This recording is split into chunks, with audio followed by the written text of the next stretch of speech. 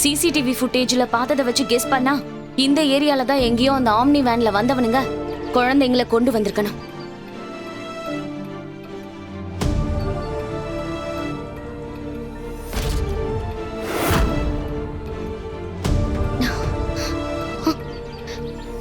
இங்க வந்து பாருங்க. இந்த ஆம்னி வேன் தானே குழந்தைங்களை கடத்திட்டு வந்த ஆம்னி வேன்?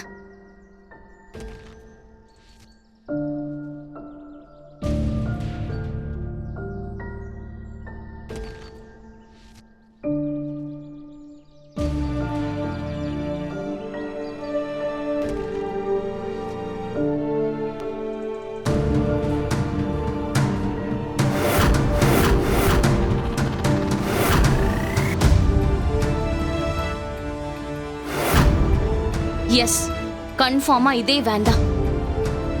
அப்ப குழந்தைங்களை அந்த பில்டிங்ல தான் வச்சிருக்கணும்.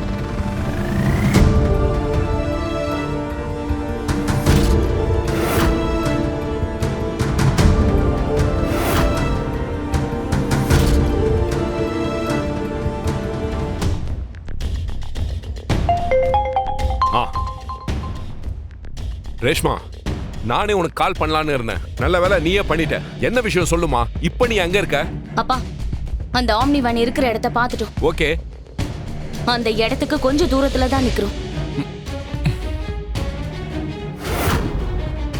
நான் இப்ப நம்ம டீமோட உள்ள போலான்னு இருக்கேன்.